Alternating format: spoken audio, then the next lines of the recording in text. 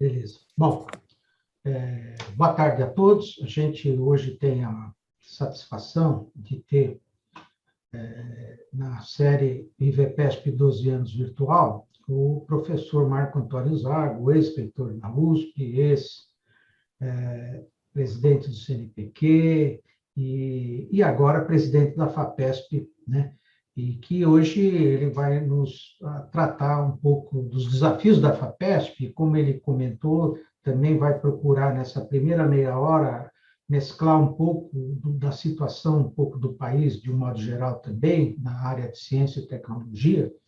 E, então, a ideia é que essa primeira meia hora vai ficar para ele fazer essa apresentação, em seguida, a gente, na meia hora final, a gente vai reservar para perguntas, complementações, eu vou acompanhando e, eventualmente, tomando nota de alguma coisa que, eventualmente, eu gostaria que ele pudesse esclarecer de alguma outra forma, né? Então, a gente está fazendo passando ao vivo, isso no canal do YouTube do IVPESP, e também dizer que esse webinar está sendo gravado, eu vou fazer depois uma edição especial dele, para disponibilizar para as pessoas que não puderam hoje estar nos acompanhando ao vivo aqui. Então, mais uma vez, agradeço, professor Zago, pela amizade pela privilégio de tê-lo aqui nessa série do IVPESP, que com certeza vai fechar um fechamento de ouro aí desse ano de 2021. Muito obrigado, a palavra é sua.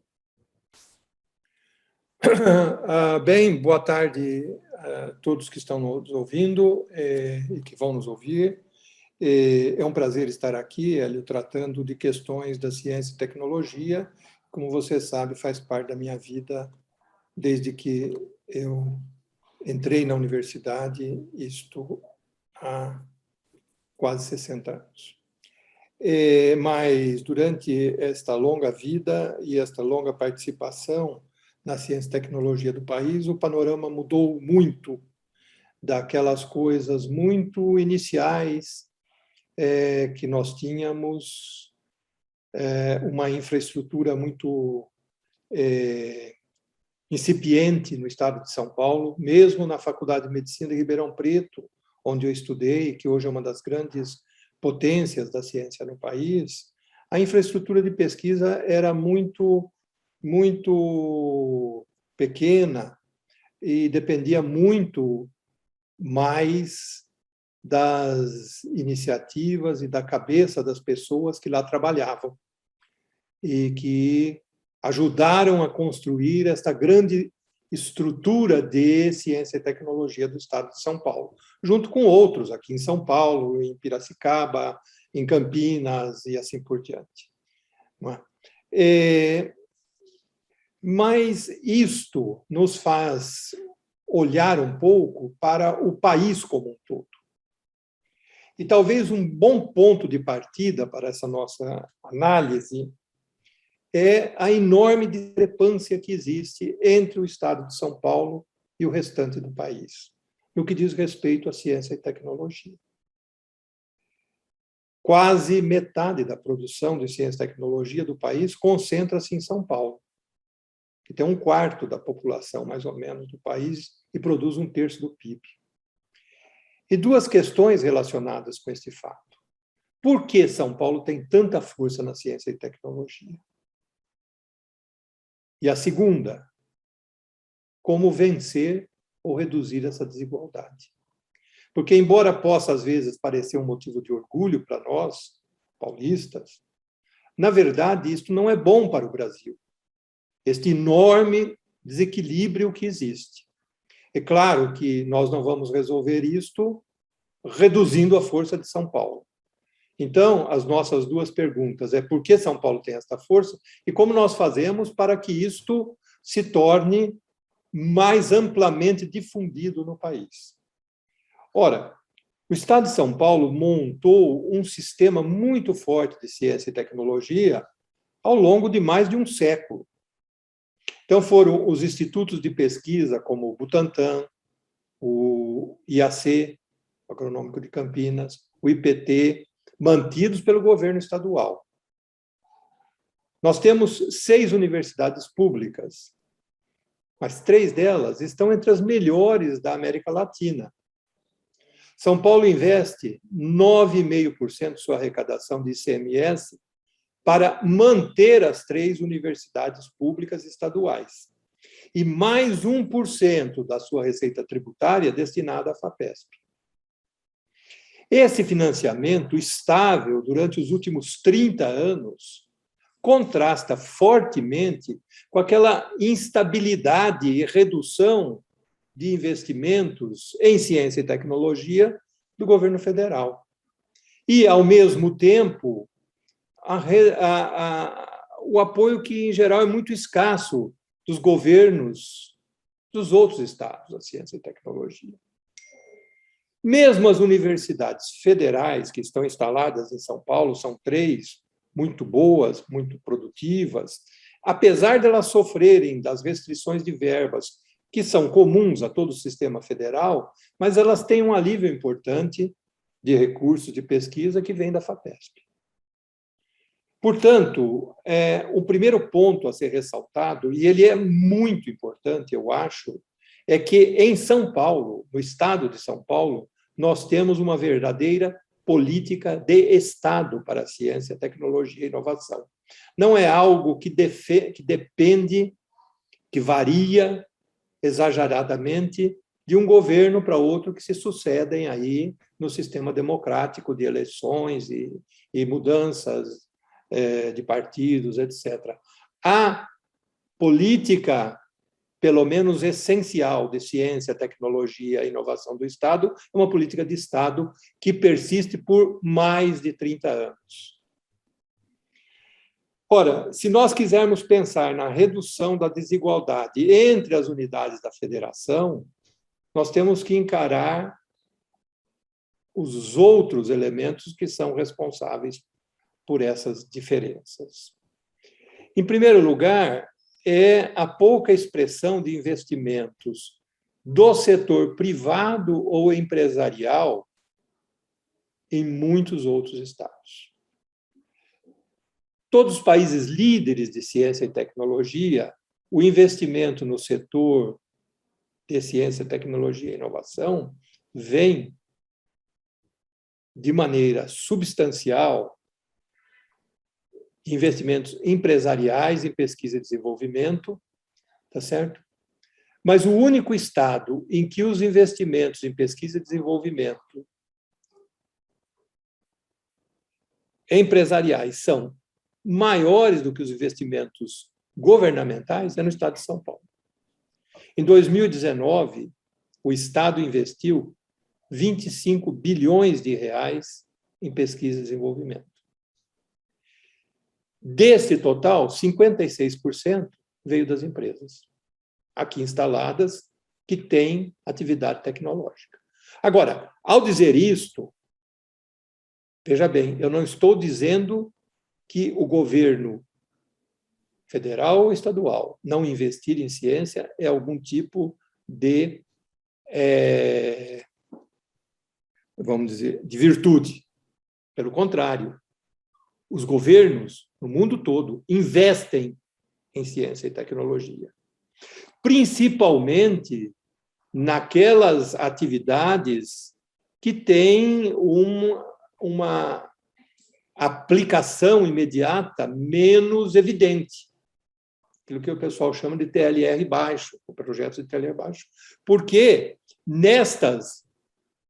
as empresas no Brasil, na Alemanha ou na China não investem pesadamente. Então, o governo sempre tem que ter a sua parcela, que será complementada pelos investimentos empresariais e privados. Acho que isso corrige, de certa forma, uma fala recente de um dos nossos ministros. Então, a modificação deste quadro, isto é, aumentar o componente de ciência e tecnologia, o investimento em ciência e tecnologia que vem das áreas empresariais, nas pesquisas, não depende nem das agências de pesquisa, nem das universidades. Ela depende de políticas públicas dos governos estaduais e federais. Agora, nós podemos contribuir, as agências podem contribuir. Como? criando oportunidades para parcerias com o setor empresarial. Por exemplo, na FAPESP, nós temos um programa de centros de pesquisa em engenharia, ou centro de pesquisa aplicada. São sempre parcerias com grandes empresas. Por exemplo, Shell, Equinor, GSK, IBM, Copert. Hoje, são 22 desses centros, que nós temos 12 deles criados nos últimos 3 anos. Neste caso, a FAPESP e a empresa colocam recursos, e o recurso da empresa é pelo menos igual ao da FAPESP. Em alguns casos, é muito maior. Por exemplo, numa parceria com a Shell, recentemente, as proporções foram 12 milhões para 51 milhões da empresa. Agora, onde que se coloca dinheiro? A FAPESP coloca dinheiro na empresa? Não, absolutamente. Ambos, FAPESP e empresa, colocam recursos num instituto de pesquisa, numa universidade, num laboratório, que se dispõe a fazer um programa de pesquisa que interessa a todos, inclusive à empresa. Tá? Por exemplo, neste último que eu apontei, o objeto dessa parceria é a questão da captação de CO2 e da redução de CO2. Um projeto de 63 milhões de reais. Portanto, o Brasil está, sim, participando desse esforço mundial para reverter as consequências das mudanças climáticas globais, da poluição, etc. Pelo menos a FAPESP está participando em projetos desse tipo. O valor total de investimentos neste tópico, os centros de pesquisa para engenharia ou aplicados, neste momento é ao redor de R$1 bilhão, sendo 1/4 disso vem da FAPESP, o restante é contrapartida. Ele é atualmente o maior programa brasileiro de cooperação entre universidades e empresas.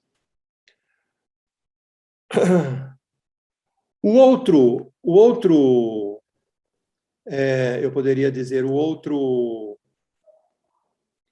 extremo desta política de apoio à inovação com empresas é o nosso programa chamado PIPE, Programa de Pesquisa Inovativa em Pequenas Empresas.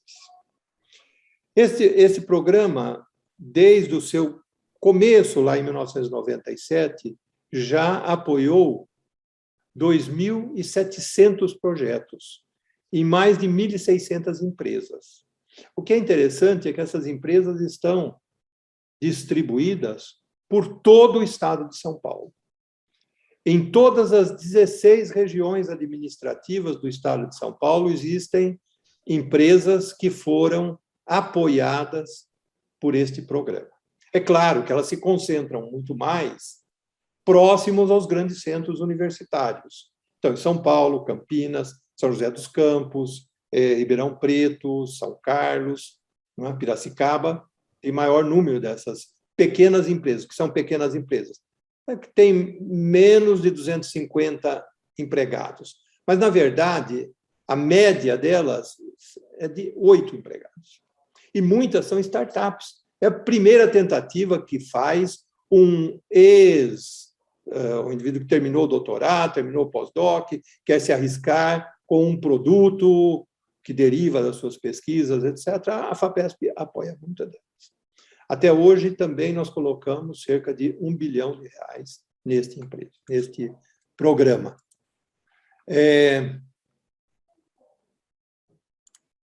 Portanto, esta é uma das formas que as agências, o governo, podem alavancar recursos privados e empresariais para a participação do financiamento da ciência. O nosso programa de ciência para o desenvolvimento também é um programa que traz recursos de parceria. Ele é um programa focado em temas estratégicos para o desenvolvimento do Estado de São Paulo. Nós já fizemos um edital deste programa no ano passado, aprovamos 12 projetos nas áreas de saúde, agronomia, segurança pública, e agora existe um outro edital que está aberto. Muito bom. Aí, retomando a nossa questão de quais são as dificuldades que fazem com que haja esta grande discrepância entre o que ocorre em São Paulo e no restante do país. E aí vem o outro fenômeno crônico, que é, e que se agravou muito nos últimos anos, a redução ou supressão de investimentos do governo federal. Contingenciamento do FNDCT, redução dos orçamentos, muita grande redução, dos orçamentos das universidades federais, do CNPq, da CAPES, elas estão produzindo um verdadeiro estrangulamento da ciência e tecnologia no país. Os estados, outros, por sua vez, dedicam poucos recursos próprios, quer às universidades estaduais, quer às FAPES. Existem exceções, existem governadores que têm feito algum esforço, mas há sempre o argumento de que a situação financeira, econômica é muito grave e que há problemas mais urgentes para atender. No entanto, em São Paulo existe a visão de que a ciência e a tecnologia ajuda a resolver estas questões e, portanto, em médio prazo, ajuda a produzir recursos. E, portanto, independentemente do aperto financeiro, a ciência e a tecnologia precisa ser poupada. Não é? Então, os estados colocam pouco recurso. Como eu disse, a única exceção, novamente, é São Paulo. Quando nós olhamos para a parcela governamental dos investimentos em pesquisa e desenvolvimento, isto é, parcela empresarial, parcela que vem dos governos. Quando nós olhamos para a parcela que vem dos governos, em 2019, dos 11 bilhões de reais aplicados no estado de São Paulo, de origem governamental, 2/3 veio do governo estadual, 1/3 do governo federal. Em todos os outros estados do Brasil é o inverso. Portanto, quando há uma crise de financiamento por parte do governo federal, a ciência, em todos os outros estados, se ressente enormemente. Certo? E, por isso, há uma grande dependência, em todo o país, dos recursos federais para manter a estabilidade dos laboratórios, das universidades e a formação de recursos humanos. Este quadro todo que eu pintei,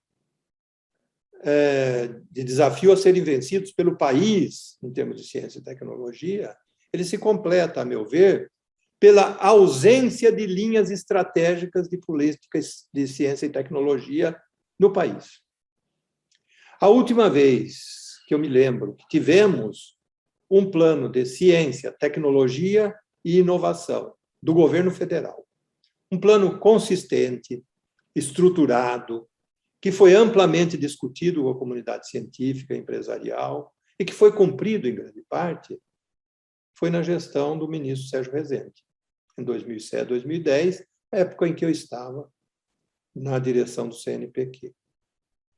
Depois disso, nós passamos por quase que um verdadeiro festival de programas de vitrine, denominações espetaculosas, nomes chamativos, convites aos pesquisadores para se organizarem em redes, nos mais diferentes temas, anúncio de um grande progresso.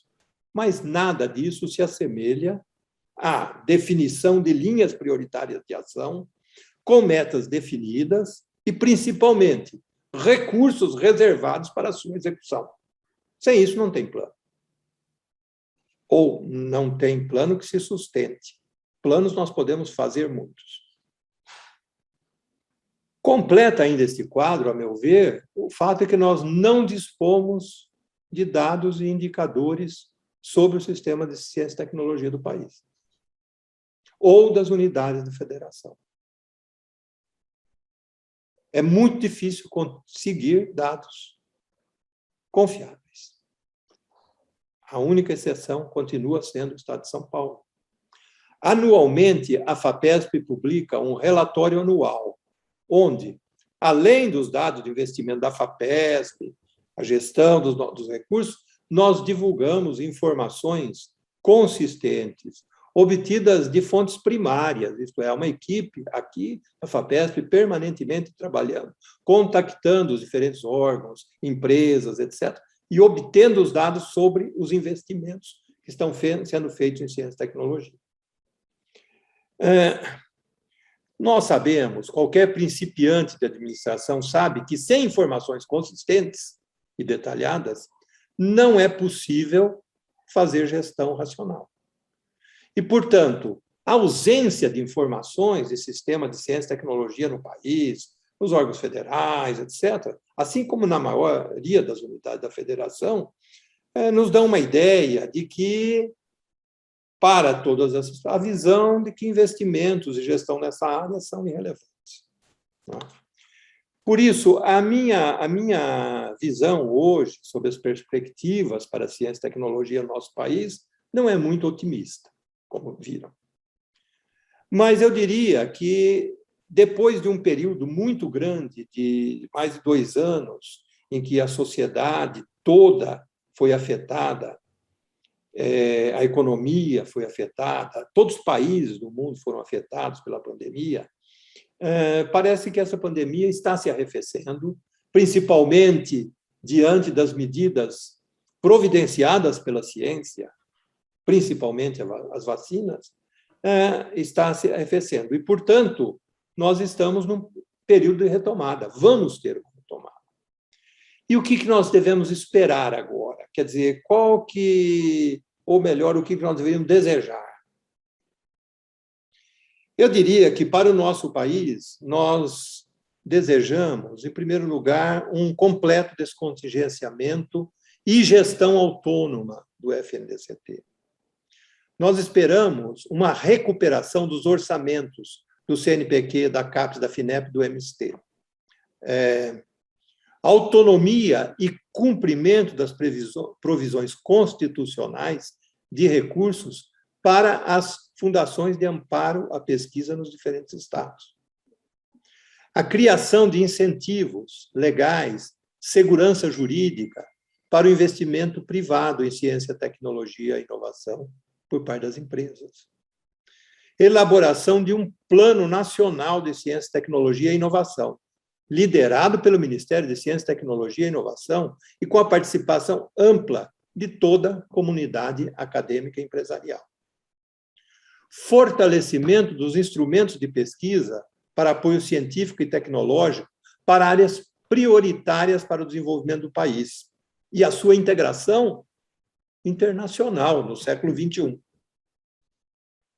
Por exemplo, nas áreas de transição digital e inteligência artificial, transição verde, sustentabilidade, biodiversidade, mudanças climáticas globais, energias limpas, transição populacional, focando no bem-estar, na idade avançada, em doenças crônicas e câncer. Organizar o país para enfrentar as novas ameaças epidêmicas, especialmente as virais, que virão. Redução da pobreza e das desigualdades. E uma pauta positiva de inclusão social e étnica. Esses são desafios para o país, do qual a FAPESP certamente participará a qualquer momento que for convocada para ajudar a, vamos dizer, ajudar a contribuir para a sua implantação. A FAPESP tem feito o que dela se espera, penso eu, e tem recebido, como eu disse, dos diferentes governos, inclusive do atual, tem recebido o apoio necessário para seu funcionamento, de tal maneira que podemos dizer que há uma verdadeira política de ciência, tecnologia e inovação no Estado de São Paulo. Os nossos maiores desafios hoje, eles passam por uma, talvez, maior sincronia das atividades dentro das próprias universidades e institutos de pesquisa. As pesquisas individuais feitas nos laboratórios vão muito bem, como sempre foram. Nós temos pesquisadores excelentes, temos sempre uma demanda por projetos que são altamente qualificados. Portanto, daí a nossa diretoria científica tem um trabalho bastante difícil, porque ela sempre está trabalhando com um conjunto muito bom de projetos e não com coisas que é muito fácil descartar porque são de baixa qualidade. Não, pelo contrário. O que nós precisamos é fazer com que haja mais integração das áreas que atuam, de preferência em projetos mais elaborados e de maior duração. Isto vem ocorrendo ao longo do tempo na FAPESP.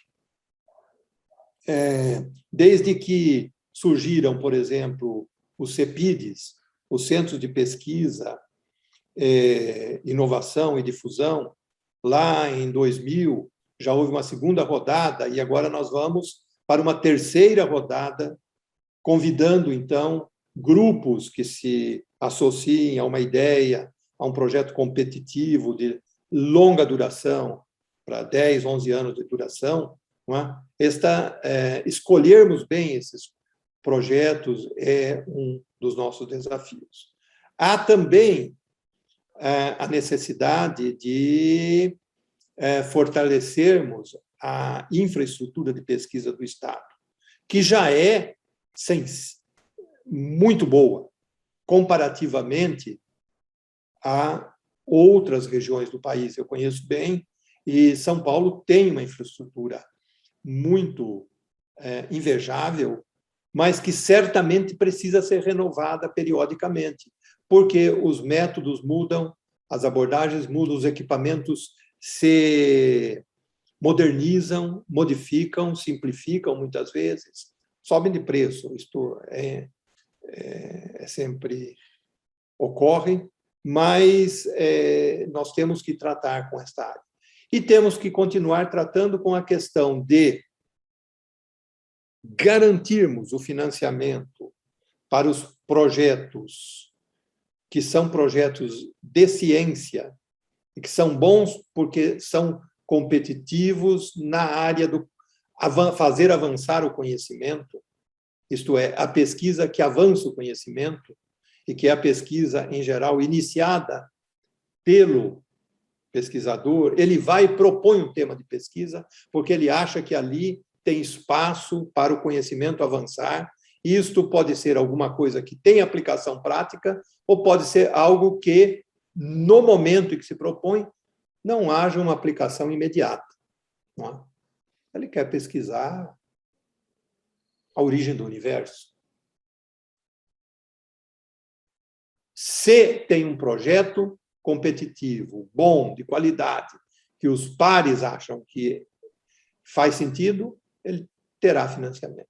Mas, a par disto, nós temos também que fortalecermos a pesquisa que tem aplicações imediatas, quer na sociedade, quer para resolver problemas da sociedade, como eu disse, o nosso programa de pesquisa para o conhecimento, para o desenvolvimento, desculpe, ciência para o desenvolvimento, assim como o apoio à inovação sob diferentes formatos. Eu mostrei 2 deles, mas existem outros formatos possíveis. Eu acho que eu poderia, quem sabe, parar por aqui neste momento, professor Hélio, e dar oportunidade para que eu possa responder, eventualmente, a alguns desafios. Caso contrário, eu fico falando de coisas que eu posso achar muito interessantes, mas as pessoas não acham tão interessante assim. Beleza. Bom, foi ótima apresentação. Queria aqui saudar algumas pessoas que estão nos acompanhando, a Maria Valnice Boldrin, a Emília Angerami, o Edson Cochieri Botelho. Muito obrigado aí pela presença de vocês. Queria, senhor Zago, complementando a sua apresentação, eu penso que a questão de ter sido feita leis, né, tanto para as universidades quanto para a FAPESP, como você falou, 1%, isso está, é lei, né, é uma coisa que... será que essa medida foi exatamente aquilo que conseguiu proteger, porque a gente sabe que sempre há, por parte dos governantes, né, não gosta de nada indexado, né? Você acha que, por exemplo, a nível de Brasil, esse tipo de coisa que foi feita em São Paulo, garantindo esses recursos, poderia ser uma medida importante a ser trabalhada, por exemplo, no Congresso e nos estados, ou não?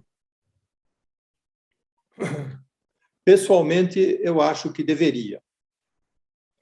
Veja, quando nós falamos de vinculação de recursos à FAPESP, por exemplo, nós não podemos esquecer que não foi um ato de vinculação. Num determinado momento, alguém diz, vamos vincular. E isso significaria que, num momento em que há uma eventual maioria na Assembleia, se faz isso. Não.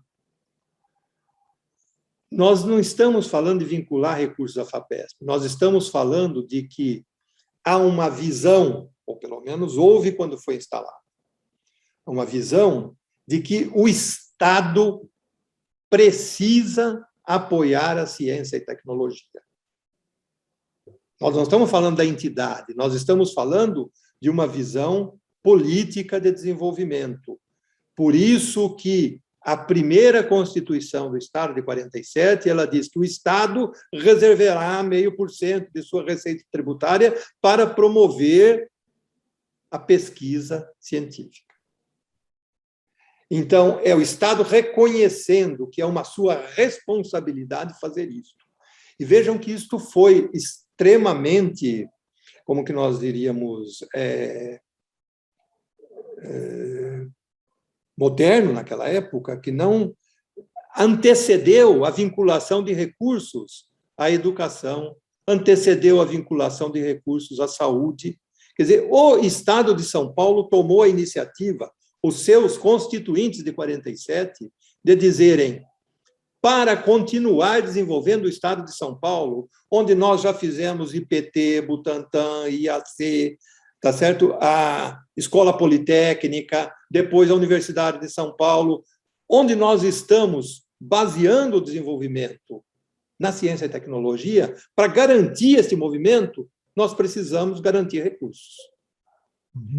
É um ato inovador na história do país, completamente diferente. Agora, só tardiamente, na Constituição de 88, é que vai o governo federal, ou a Constituição Federal, vincular recursos à saúde e à educação. E aí, tardiamente, até na elaboração da Constituição, se percebeu que a ciência e a tecnologia não estava incluída. E foi incluído, então, um artigo que permite que se faça vinculação. Porque, como regra, a Constituição impede vinculações, exceto na saúde, na educação e autoriza na ciência e tecnologia. Tá certo? Então, veja, este movimento que foi iniciado em São Paulo, logo depois foi reproduzido no Rio Grande do Sul. Em São Paulo foi 62 que foi instalada a FAPESP. Portanto, o ano que vem, completamos 60 anos. 60 anos em que, ininterruptamente, nós recebemos sempre os recursos previstos na Constituição. 64 vem a FAPERGS, no Rio Grande do Sul, 80 vem a FAPERJ, no Rio de Janeiro, e depois as demais. Ora, todos os outros que criaram suas fundações colocaram, de alguma forma, uma reserva de recursos. Mas elas são não funcionam tão bem, em muitos locais esses recursos não são passados, em alguns casos o palavreado é feito para não passar, porque diz assim, reserva-se até 0,5% do orçamento. Bom, até 0,5% pode ser zero. Quer dizer, então ele estabelece o teto, só pode passar até 0,5%, enquanto que São Paulo diz, não, é 1%.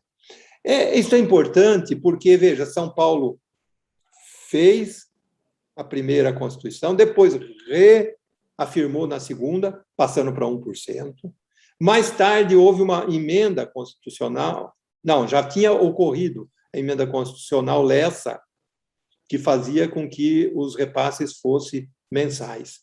De tal maneira que, repetidamente, a Assembleia Legislativa de São Paulo reafirmou a sua crença neste credo: ciência e tecnologia produzem desenvolvimento. Para isso, precisa garantir recursos.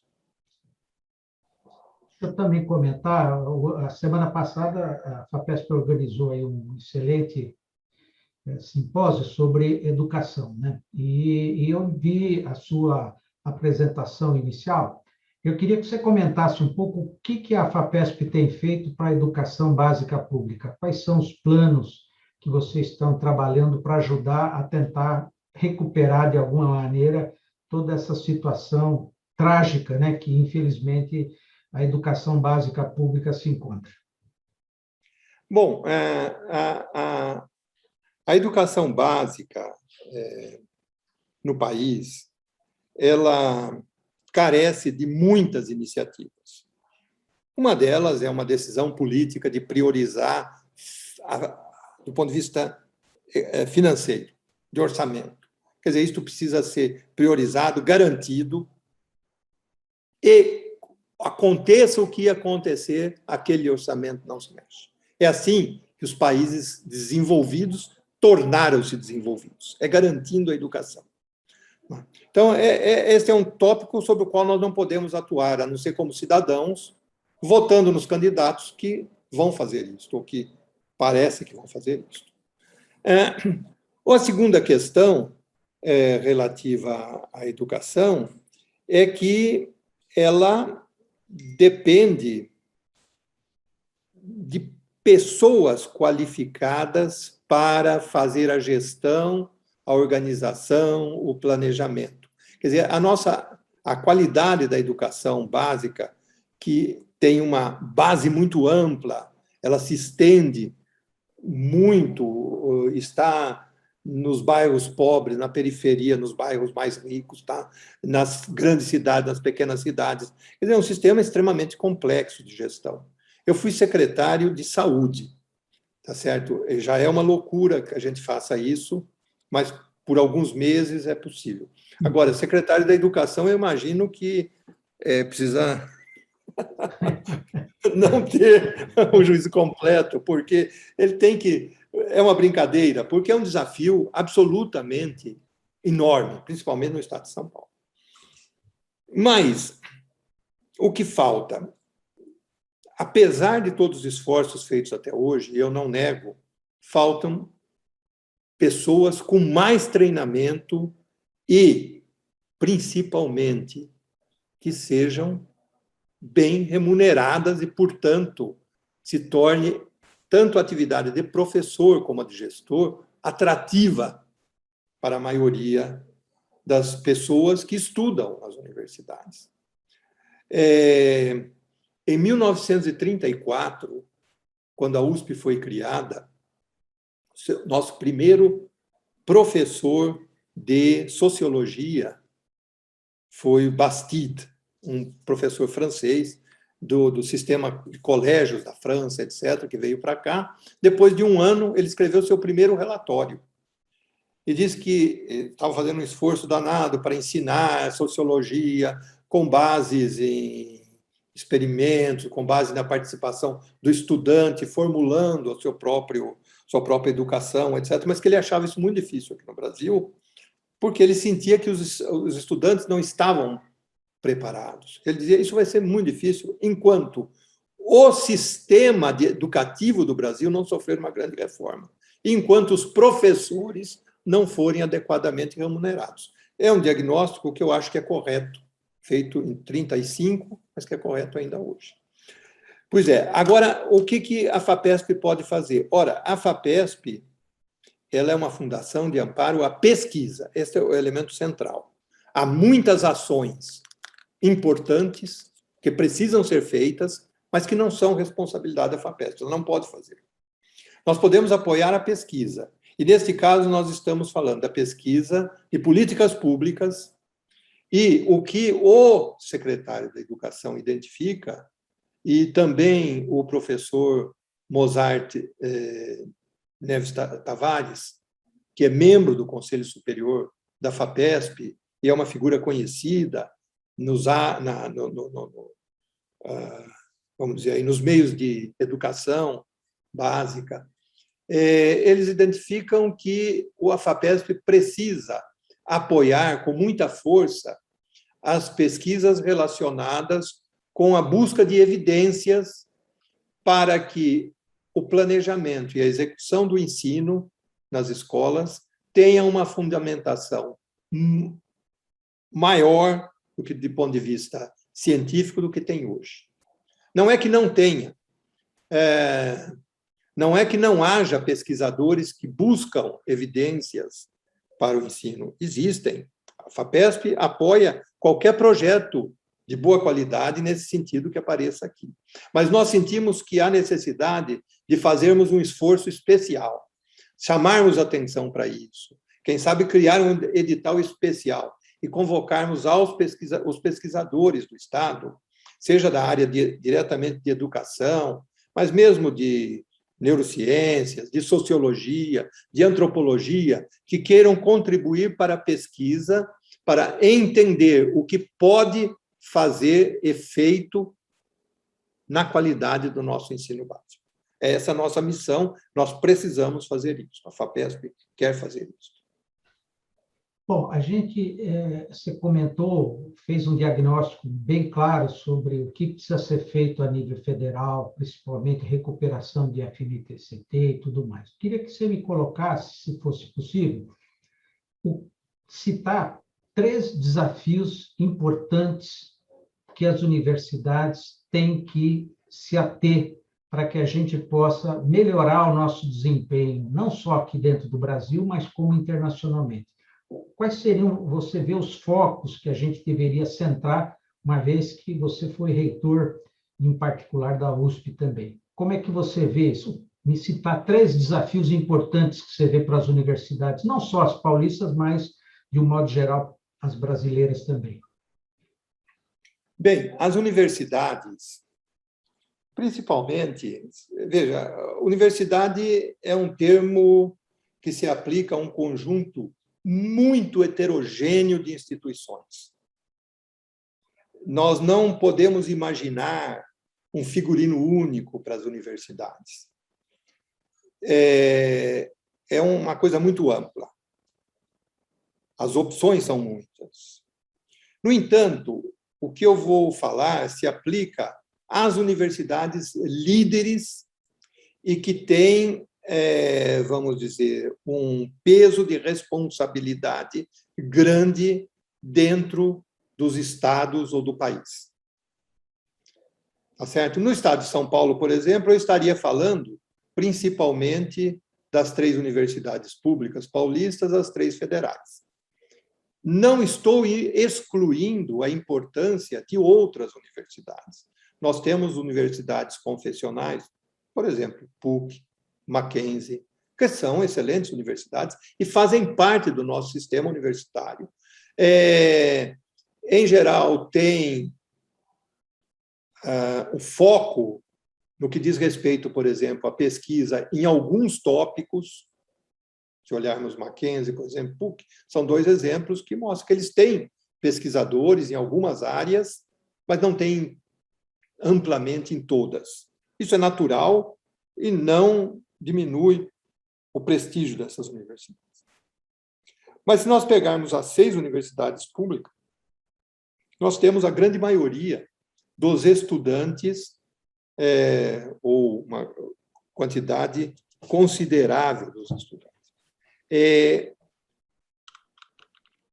Quais são os desafios dessas universidades? A meu ver, o primeiro, o mais importante, que as nossas universidades públicas deveriam enfrentar é uma absoluta e importante reforma no sistema de educar. Universidades como estas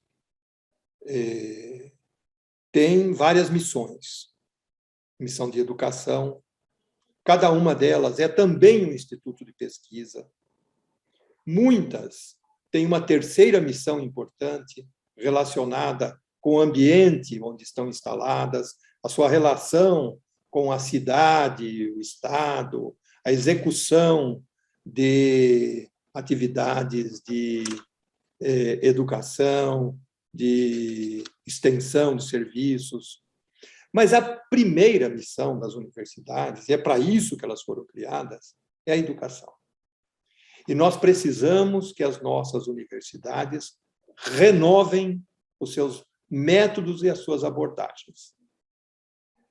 É curioso porque nos países latino-americanos principalmente, sempre que se fala de educação e de ensino, as pessoas se prendem demais aos currículos, se prendem demais ao conteúdo dos currículos, se prendem demais a discutir detalhes daquilo que deve ou não ser incluído no roteiro de ensino do estudante. E, 20 anos depois que esse estudante se formou, reconhecidamente, ele vai perceber que isto não faria a menor diferença, ou muito pouca diferença, se ele tivesse estudado tal capítulo ou tal capítulo. Muito mais importante no futuro e no desempenho dessas pessoas, que nós esperamos que sejam lideranças, é o método. O método tem uma importância vital e há uma tendência muito grande nas nossas universidades de falar superficialmente sobre isso, mas nunca mudar o método. Eu estou fazendo uma crítica, obviamente, eu fui reitor, então, fazendo crítica a todos, inclusive a mim. E, portanto, desafiando os outros que estão agora a fazerem essas mudanças.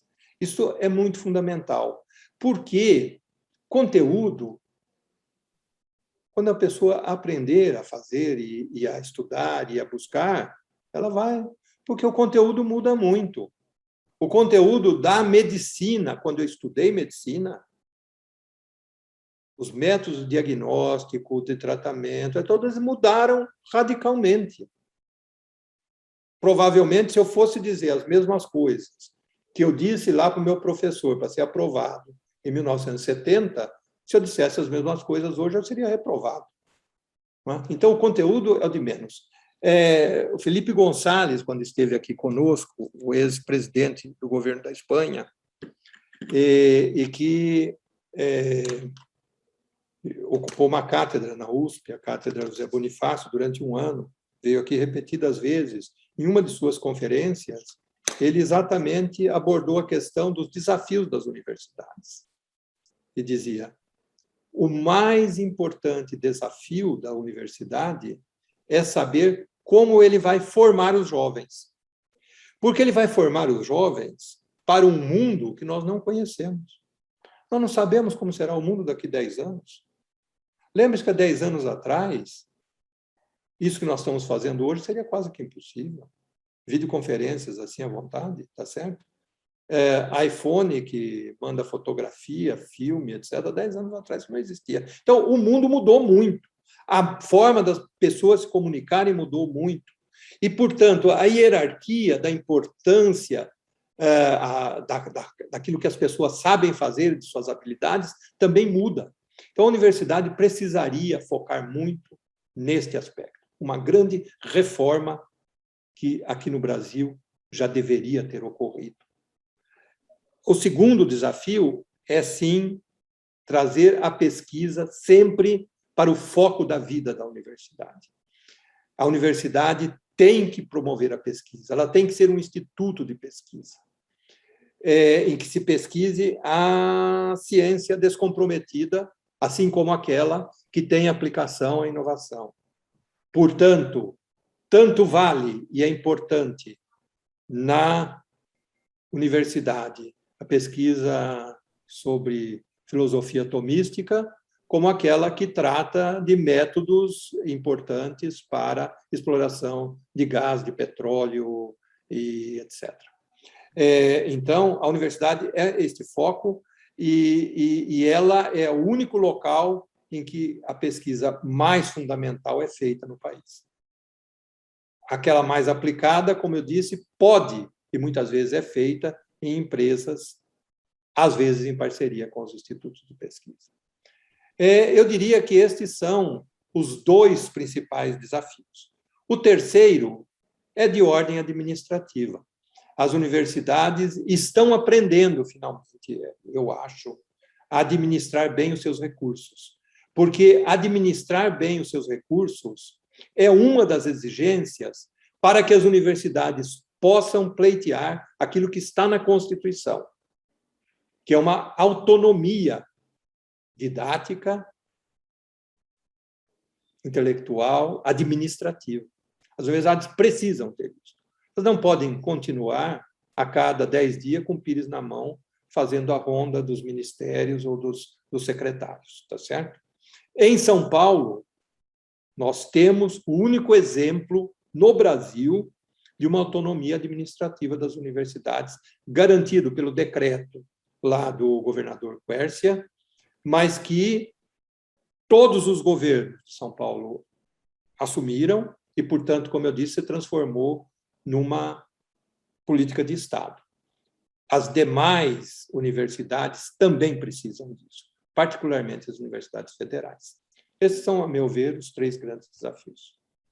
O nosso colega Isaac Reutemann está nos acompanhando, ele pergunta o seguinte: como que as universidades devem promover ações para melhorar a qualidade do ensino básico? Isaac, boa tarde. É bom saber que você está nos ouvindo. Tenho grande admiração por você. Em primeiro lugar, os nossos cursos de educação precisam examinar, precisam ser centros também de pesquisa do que está ocorrendo no país e examinar dados, examinar evidências e ajudar, então, a criar uma geração de pesquisadores que se comunicam com os professores e com os planejadores da educação. Então, a universidade tem um papel importante aí. A outra é que a universidade é, por excelência, um local onde podem se desenvolver experimentos de educação. Assim como nós fazemos experimentos na área médica, na área odontológica, na área de engenharia, também na área de educação. Como? Não sei porque eu não sou especialista, mas tenho certeza que os educadores, os sociólogos, os antropólogos sabem perfeitamente como obter dados experimentais relevantes. Eu diria que há um defeito, talvez,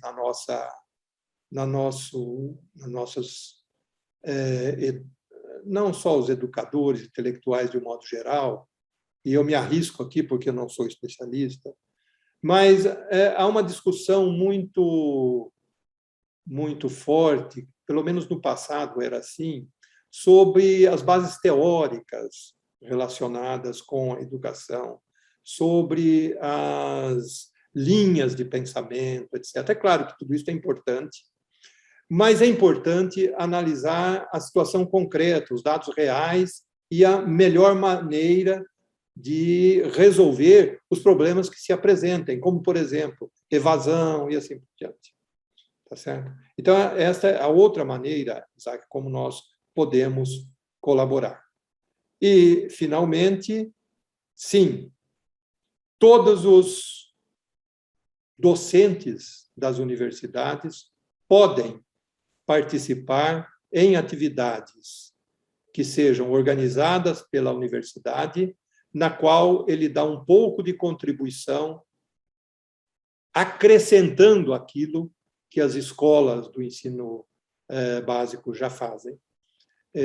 Por exemplo, em Ribeirão Preto, nós tivemos, ligado ao nosso CEPID, do qual eu fui coordenador, um centro que ainda está lá, chamado Casa da Ciência, em que nós recebemos estudantes do ensino secundário para os mais variadas experiências em termos de educação. Isto passa desde a oportunidade para fazer experimentos em laboratórios, escrever trabalhos próprios, formular um próprio jornal, Jornal da Ciência, anunciando a descoberta, por exemplo, do genoma ou coisas do passado, mas que, de certa forma, refletem a maneira de fazer ciência.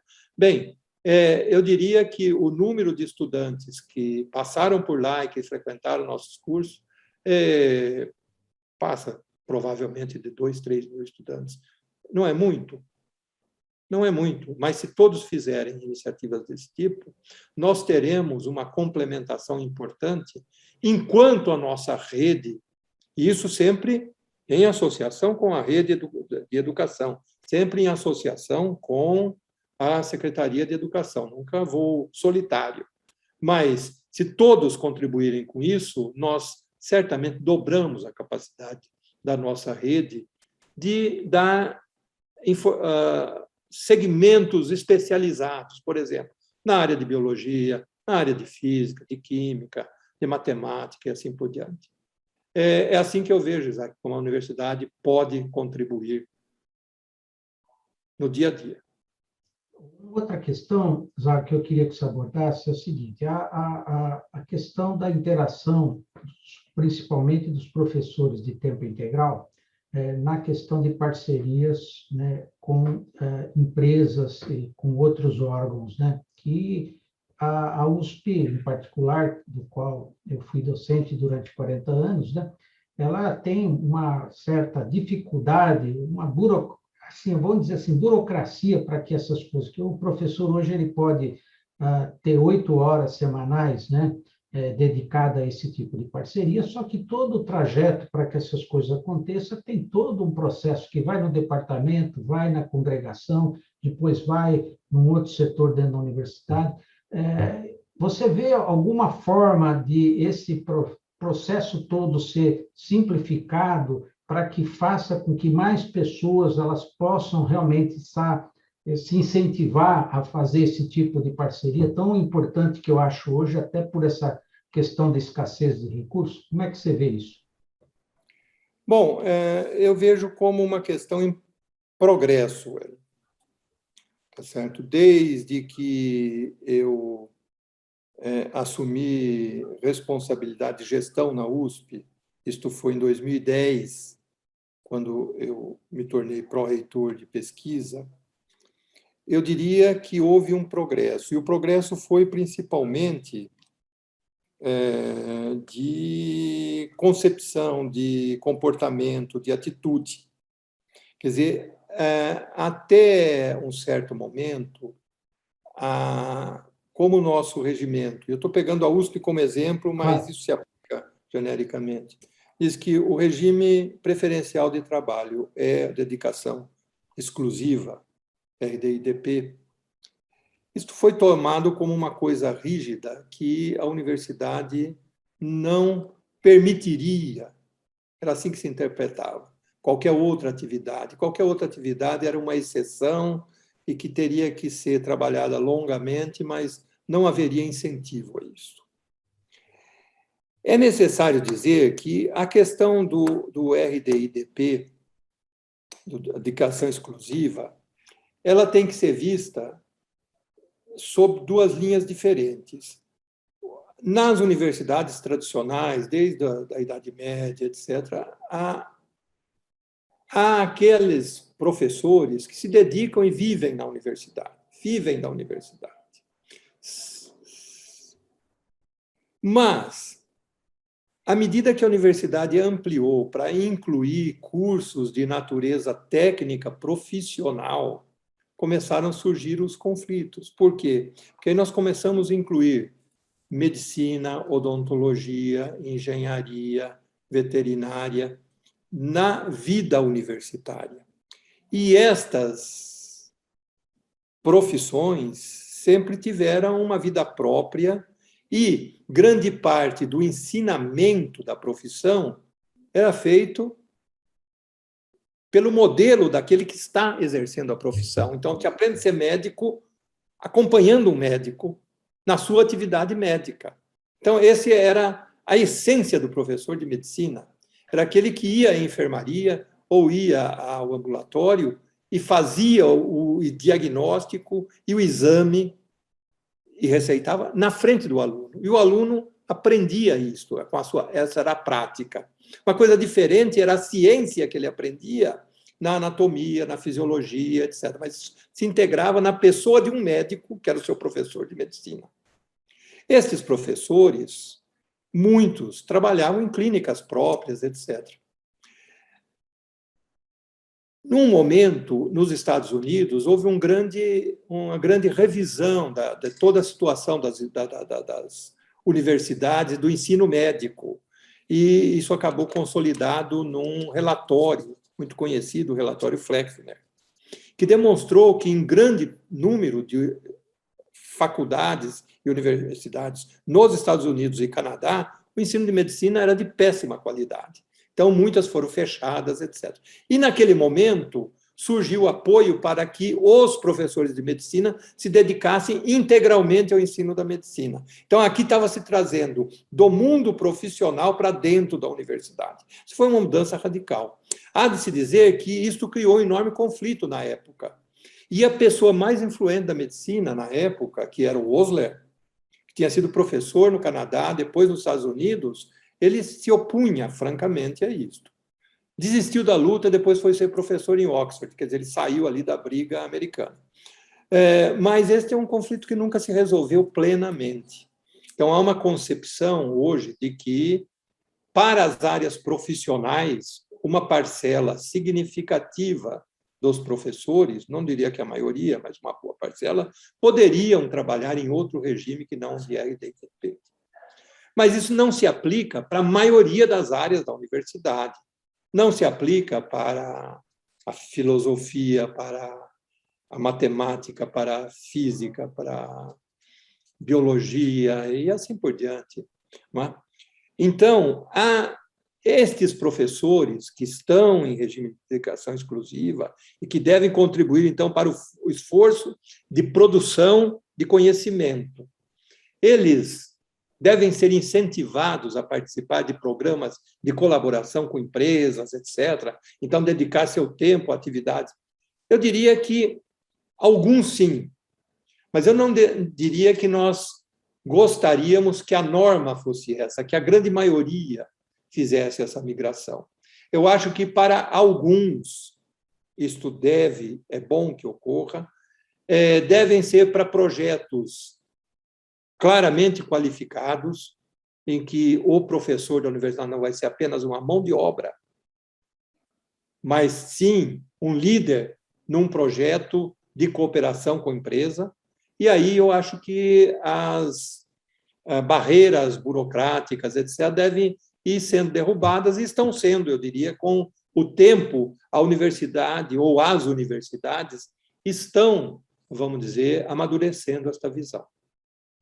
Mas eu continuo ainda adepto de que uma parcela considerável da vida da universidade deve ser feita sob o regime de dedicação exclusiva, porque isto faz com que ela cumpra a sua missão de produção de conhecimento.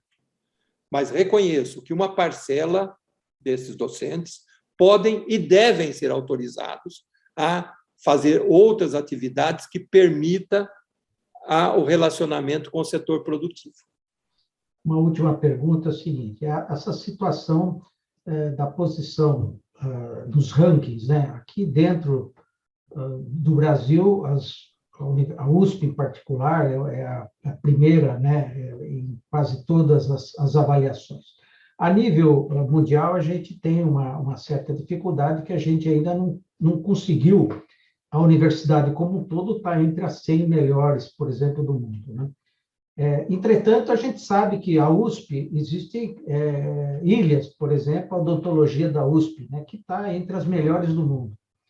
Como é que você vê uma saída para que essa situação que eventualmente aconteceu na odontologia, ela pudesse eventualmente se espalhar para as outras unidades da USP, em particular para as outras universidades paulistas também?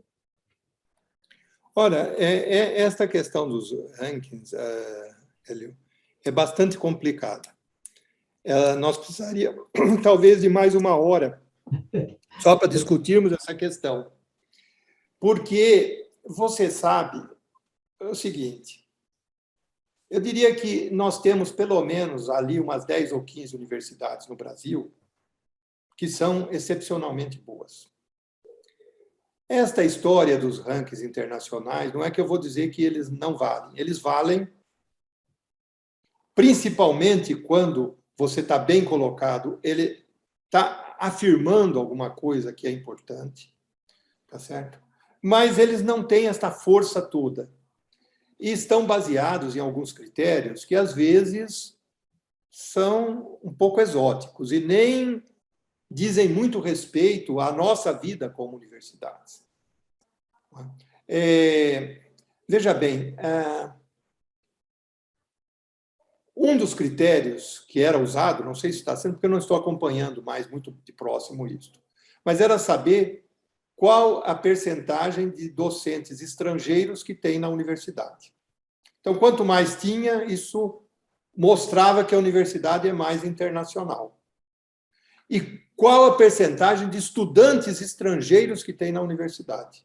Quanto mais, melhor. Eu pergunto, será que os paulistas, o governo de São Paulo, e mesmo os dirigentes da Universidade de São Paulo, querem tirar estudantes paulistas e colocar estudantes estrangeiros? Dá para fazer isso. Aumenta a percentagem. E, portanto, aumenta o nosso índice de desempenho. Mas isso, a meu ver, não tem o menor interesse para as nossas universidades. Nós não precisamos. É bom ter intercâmbio, um certo grau de intercâmbio, estudantes nossos que vão para fora, de fora que vêm aqui, convivem com os estudantes nossos, etc. Mas quando esse critério, só para dar um exemplo, surgiu na avaliação do Times Higher Education, é porque o Times Higher Education estava fazendo um tipo de avaliação para dizer para as famílias dos árabes, dos chineses ricos, dos asiáticos ricos, etc., em quais universidades eles deviam mandar seus filhos quando viessem estudar na Inglaterra ou nos Estados Unidos. Então, era um ranqueamento que visava isso, dizer quanto mais de competitividade tem de estudantes estrangeiros nessa ou naquela universidade, e aqui é melhor que lá. E assim foram surgindo, então, indicadores que, com o tempo, foram se aperfeiçoando, melhorando, mas há uma multitude de indicadores e que nem sempre apontam para uma característica que é útil para a nossa universidade, para a nossa universidade aqui no Brasil. Tá certo? Então, esses rankings, eles devem ser olhados sempre. Mas nós não devemos, eu acho, adaptar a nossa vida universitária para atendê-los. Porque você conhece bem, este é um princípio fundamental, enunciado por, inclusive, um economista, chamado princípio, ou lei de Goodhart, que quando você introduz um parâmetro qualquer para fazer a avaliação de um sistema, imediatamente isto interfere com o sistema, porque todo o sistema passa a olhar para aquele parâmetro e começa a querer fazer para tirar a melhor nota naquele parâmetro. Nós vemos isso frequentemente nas chamadas avaliação da CAPES. Quando surge um critério, imediatamente os cursos de pós-graduação começam a se adaptar para atender aquele critério. Então, aquilo que era um critério de avaliação vira uma orientação para a vida da pós-graduação no país. E a mesma coisa, os rankings têm feito essa interferência em muitas universidades. Há universidades que organizaram grupos específicos para tratar disso e de que maneira elas podem sair melhor nos rankings. As nossas universidades não fazem isso. Bom, aí dentro do próprio YouTube tem a última questão aí, eu prometo terminar depois dessa. Como é que você vê o papel das fundações na vida das universidades? São importantes ou não? Porque esse é um assunto sempre muito polêmico, né? E eu queria que você abordasse como é que você vê essa questão. Bom, eu dirijo uma fundação. Mas eu posso dizer o seguinte, resumidamente. As fundações, de um modo geral, são muito úteis para a vida das universidades, mas podem ter um papel destrutivo. Isto é, ela pode ir de um extremo ao outro. Depende de como ela é organizada, de qual concepção existe na manutenção da fundação, como, de fato, um instrumento de apoio à gestão da universidade. Quando a fundação adquire voos próprios, se torna absolutamente independente, ela deixa de ser uma fundação de apoio à universidade. E aí ela passa a ser uma entidade que será julgada pelo seu desempenho, por aquilo que ela faz. Poderão ser ações construtivas ou destrutivas. Agora, quando ela se submete e se limita a fazer a função de apoio à universidade, ela pode ser extremamente útil, tem sido. Na Universidade de São Paulo, por exemplo, nós temos várias fundações, mas uma que era ligada à direção da universidade, que é a Fundação da Universidade de São Paulo, a FUSP, ela tem um desempenho importante apoiando as atividades da universidade. Beleza. Bom, eu queria, então, agradecer todas as pessoas que estão nos acompanhando no YouTube, as contribuições, as perguntas. A gente já até ultrapassou a 1 hora que a gente tinha previsto. Eu queria, então, agradecer mais uma vez a todos que estiveram nos acompanhando e, em particular, ao professor Zago pela brilhante apresentação. Eu acho que a gente pôde tentar tocar nos pontos nevrálgicos aí que está hoje na pauta da ciência e tecnologia das universidades. Queria, então, agradecer mais uma vez ao professor Zago e passar diretamente a palavra para as considerações finais para a gente terminar esse webinar. Por favor. Bom, é difícil fazer um fecho nisso, porque nós falamos de tudo. Foi muito mais um bate-papo entre colegas, livre, sem muita preocupação, embora sabendo que estávamos sendo gravados e assistidos por outros, mas nós estamos fazendo considerações sobre ciência, tecnologia, inovação, como melhorar o país usando esses instrumentos, e recebemos desafios importantes em termos de questões. Cada um deles, eu diria, vale um seminário por si. Mas o que eu acho que é importante ressaltar é o seguinte, é que a FAPESP é hoje a principal agência financiadora de pesquisa no país. Isso é um orgulho para mim, mas isso não é bom para o país. Isso não é bom, e eu acho que, em conjunto, nós temos que procurar mecanismos para reverter esta situação.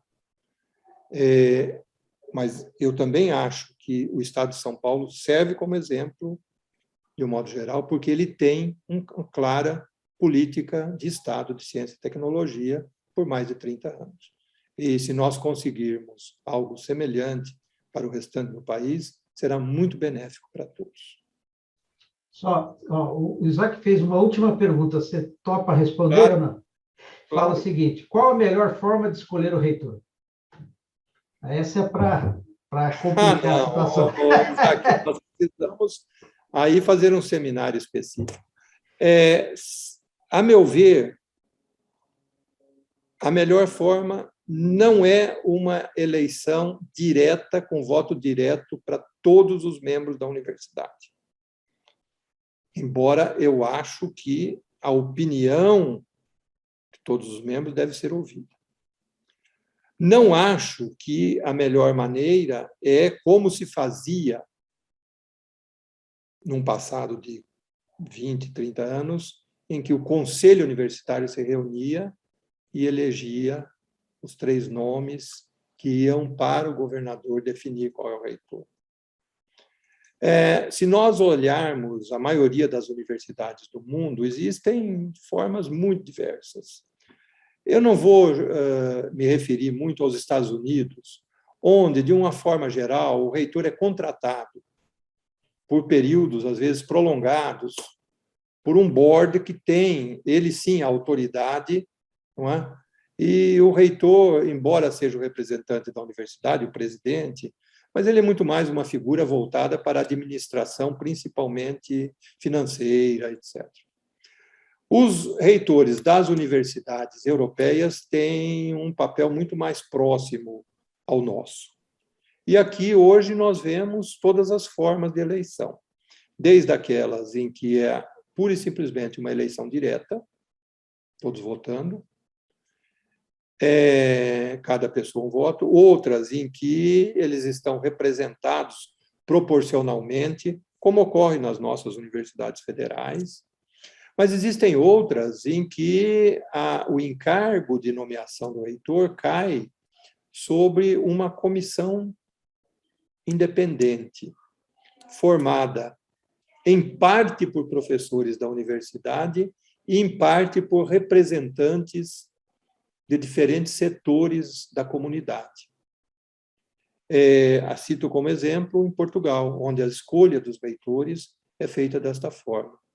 Um grupo de 15 pessoas, um misto de membros da universidade e externos, que escolhem um reitor. Ou como a nossa grande universidade no México, a Universidade Autônoma do México, que tem um papel histórico muito conhecido na vida daquele país, papel político, etc., em que a escolha do reitor é feita pela Junta de Governo, que é um órgão também independente de 15 pessoas ilustres da sociedade mexicana, incluindo professores da universidade, mas diretores de grandes institutos, etc., que entrevistam todos os candidatos, publicamente, a presença de todos que quiserem assistir, examinam suas propostas, mas finalmente votam e escolhem, sem interferência do governo. Então, existem formatos muito variados, mas eu acho que a eleição pura e simplesmente independente, com voto igualitário para todos os membros da universidade, não é a melhor forma de escolher o reitor. Ela é muito aberta a atividades do tipo demagógica, etc. Mas entendo que há muitas divergências com relação a isso. É isso aí, Isaac. Acho que respondeu. Eu acho que está claro que é um problema brasileiro, né, que é necessário, como você falou, porque isso é fundamental, né? A gente vê em muitas escolhas a universidade se dividindo, né? Então é preciso tentar para ver esses modelos que o professor Zago acabou de colocar e ver se alguma dessas adaptações pode ser feita para um melhor desempenho das universidades. Então, professor Zago, mais uma vez, obrigado. Acho que agora a gente terminou. Um abraço, mais uma vez, pela sua presença e até a próxima aí. Muito sucesso na FAPESP ainda, que precisa muito do senhor. Muito obrigado. Muito obrigado.